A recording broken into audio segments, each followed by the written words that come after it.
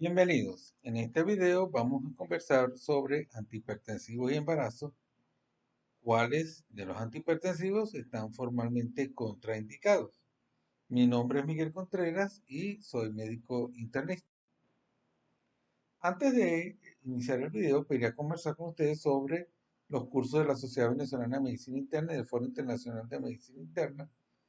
Dentro de estos cursos tenemos el de fisiología, electrocardiografía, emergencia, medicina interna, radiología, espirometría, farmacología, evaluación preoperatoria y vamos a iniciar entonces el curso de patología médica del embarazo. Cada curso tiene una duración de 8 semanas y un aval de 60 horas internacional. La información, aquí tienen mi correo, mi teléfono, y el link de acceso a los cursos está en la descripción del video. Tenemos entonces que el 15 de octubre iniciamos el curso de Patología Médica del Embarazo. Tiene aquí los diferentes módulos. Vamos a hablar sobre fisiología, enfermedad cardiovascular, preeclampsia, daño renal agudo, asma, cambios hematológicos, enfermedades alérgicas, diabetes gestacional, hipotiroidismo, enfermedad hepática, síndrome de Gel, manejo del dolor y enfermedad cerebrovascular. El curso tiene una duración de 8 semanas. Aquí tiene entonces la información adicional a mi correo y al teléfono. Comencemos entonces sobre los datos epidemiológicos sobre el uso de antihipertensivos. Y vamos a hablar esencialmente sobre los medicamentos que manejan el sistema renina-angiotensina, que están formalmente contraindicados. La categoría de la asociación de la FDA es categoría X, están formalmente contraindicados los inhibidores de la enzima convertidora, los bloqueadores de receptores de angiotensina, los inhibidores de nefrolicina y los inhibidores de renina. Todos ellos se asocian con una serie de alteraciones, como vamos a ver, el oligohidramios, disminución de la función renal, hipoplasia pulmonar, alteraciones esqueléticas, están formalmente contraindicados en el embarazo y en la lactancia. Vemos entonces, este es un resumen más o menos de las alteraciones que producen este tipo de medicamentos y vemos entonces que pueden aumentar la incidencia de problemas como falla renal, anuria y oligohidramios hasta en un 50 hasta 70%. Entonces, tanto para los inhibidores de la enzima convertidora como para los bloqueadores de renina-angiotensina. A pesar de todo lo que hemos conversado sobre que está formalmente contraindicado desde hace varios años, vemos que la proporción de embarazadas recibiendo este tipo de medicamentos ha ido aumentando en el transcurso de los años. Esta es una casuística desde 1986 hasta el 2003. Esencialmente la casuística ha ido aumentando, sobre todo que las embarazadas han recibido el medicamento, han recibido este tipo de medicamentos en el primer trimestre del embarazo, no tanto así en el segundo y en el tercer trimestre. Vemos entonces, aquí está la casuística, vemos entonces que hasta en un 17-18% de las mujeres que antes que estaban recibiendo eh, este tipo de medicamentos, antes del embarazo, 18% estaban recibiendo este tipo de medicamentos y vemos entonces que en el primer trimestre la frecuencia de indicación se mantiene muy similar a un 16% y solo disminuye a partir del segundo y del tercer trimestre. Vemos entonces aquí nuevamente, esta es la incidencia de prescripción. ¿Cuáles de estas mujeres embarazadas permanecen durante el primer trimestre recibiendo este tipo de medicamentos, los inhibidores de la enzima convertidora o los bloqueadores del receptor de angiotensina? Como vemos que esto disminuye es a partir del segundo y tercer trimestre. Ahora bien, entonces vamos a hablar sobre cómo afecta la administración de este tipo de medicamentos al organismo en la mujer embarazada. Vemos entonces que a pesar de que estos medicamentos están formalmente contraindicados, como dijimos anteriormente, pues hay una cantidad sustancial de mujeres embarazadas que reciben este tipo de medicamentos. Veamos entonces cuáles son los problemas desde el punto de vista fisiopatológico que origina la administración de este tipo de medicamentos. Tenemos que tener en cuenta que dentro de la fisiología del embarazo hay dos características fundamentales que permiten el flujo placentario. Son fundamentales para mantener un adecuado flujo placentario. Las dos características principales desde el punto de vista fisiológico son que la mujer embarazada mantiene un gasto cardíaco elevado, es decir, tiene altas cantidades de agua y de solutos en un alto volumen, y además de eso, además de eso, tiene una disminución de la resistencia vascular periférica. Es decir, hay mucho líquido con baja resistencia. Todo ello, entonces, permite un adecuado flujo placentario para mantener al feto. Entonces, son dos elementos fundamentales: alto gasto cardíaco, baja resistencia vascular periférica. Desde el punto de vista fisiopatológico, el elemento fundamental para explicar esta dualidad entre la cantidad, el volumen y la baja resistencia es la activación del sistema renina-angiotensina. La activación del sistema renina-angiotensina se ve fundamentalmente a través de todo el embarazo hasta el parto o la cesárea. Vemos entonces que hay una hiperactivación del sistema renina-angiotensina para mantener, como dijimos anteriormente, un alto volumen con una baja resistencia. El sistema renina-angiotensina está presente tanto en la madre tiene un sistema renina-angiotensina sistémico y un sistema renina-angiotensina local, es decir, que cada órgano tiene un sistema renina-angiotensina. Por ejemplo, a nivel cardíaco, a nivel renal, a nivel pulmonar, cada órgano tiene un sistema renina-angiotensina. Esto se repite en el feto.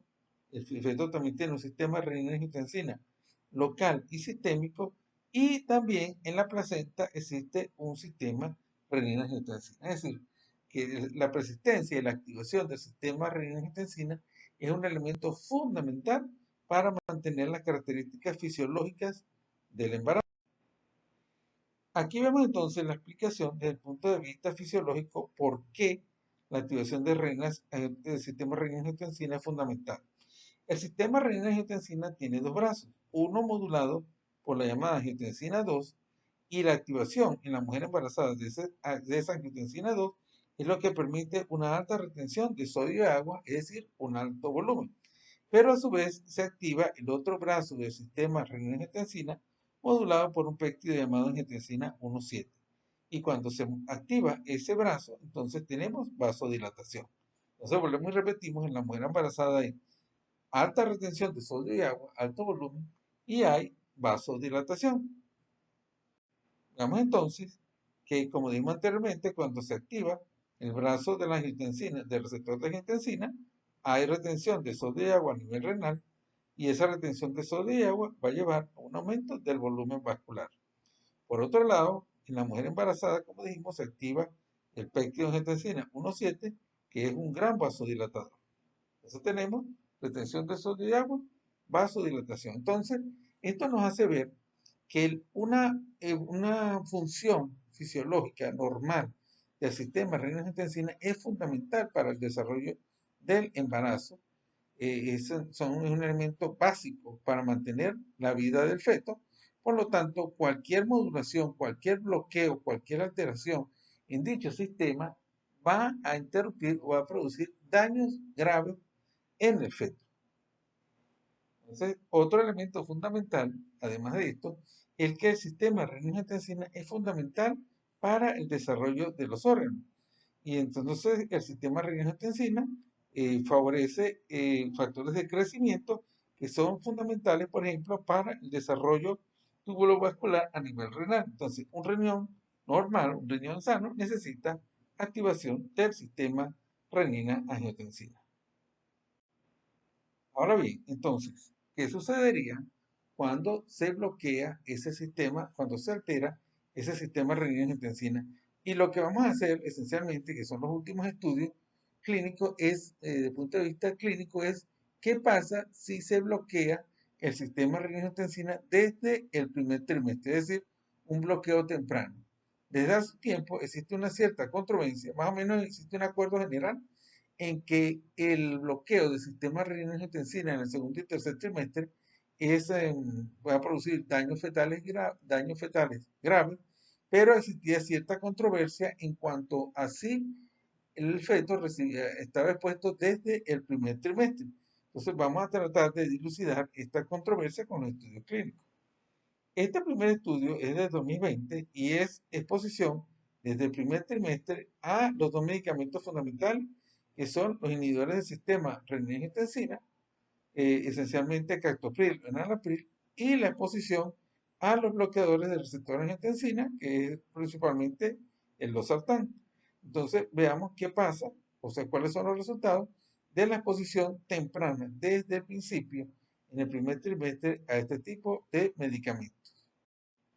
En este primer estudio podemos ver que en cuanto a malformaciones congénitas grandes, principales, cuando comparamos los moduladores del sistema renina-angiotensina versus, o sea, las mujeres que reciben este tipo de medicamentos versus mujeres que no reciben ningún tipo de antihipertensivo.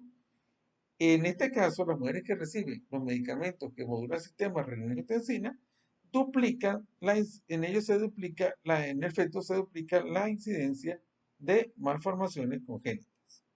Entonces, cuando vemos moduladores del sistema renina-angiotensina versus sin tratamiento, mujeres sin tratamiento, en el feto se duplica la incidencia de malformaciones congénitas.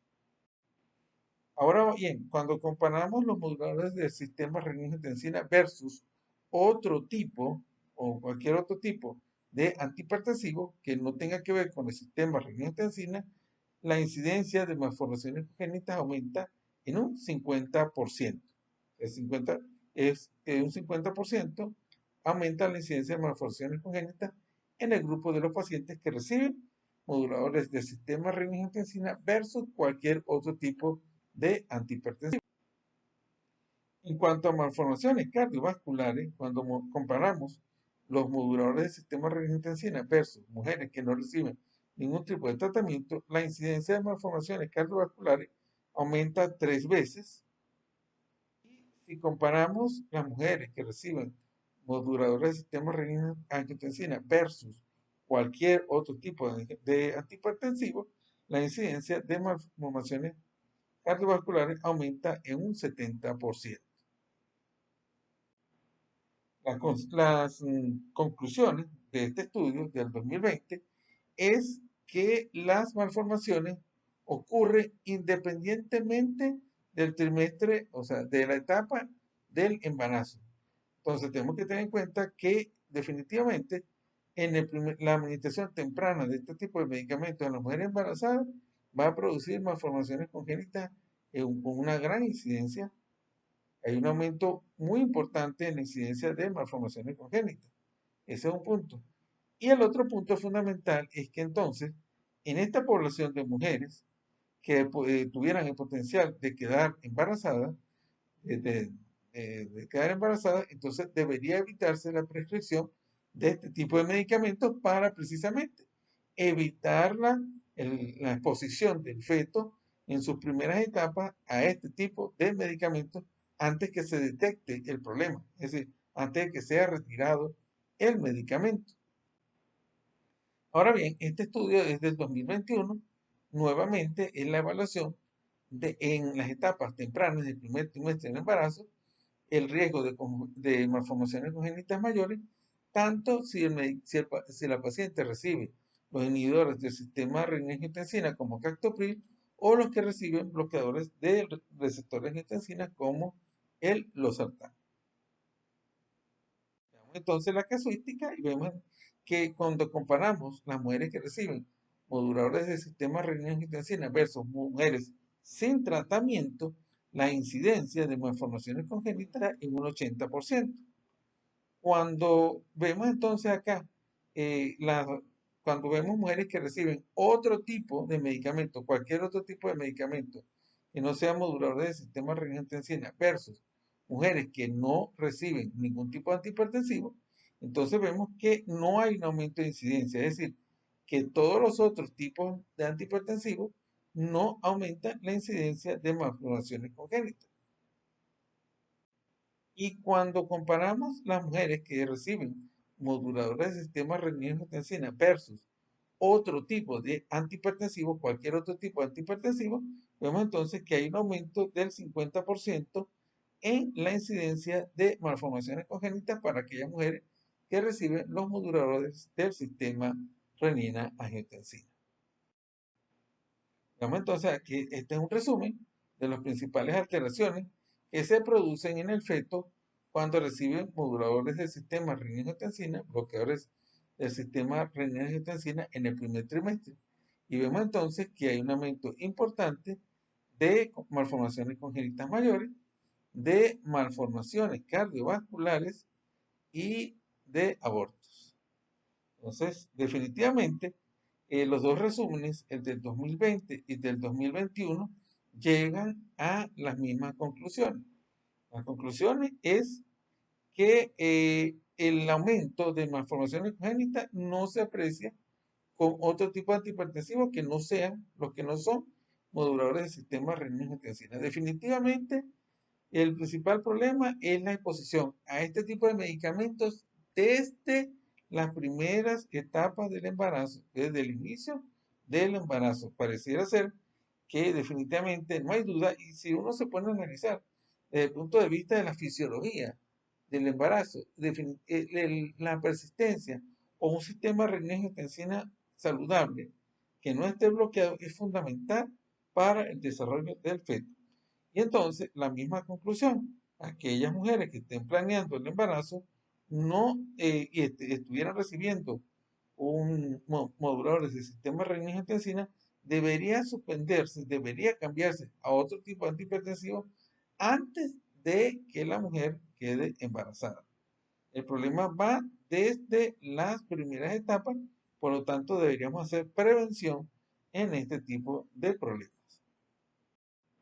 Muchas gracias por su atención. Volvemos a invitarlos nuevamente a los cursos de la Sociedad Venezolana de Medicina Interna y del FIMI, del Foro Internacional de Medicina Interna. El link de acceso a los diferentes cursos está en la descripción del video e iniciamos el 15 de octubre nuestro curso de Patología Médica del Embarazo. Muchas gracias por su atención.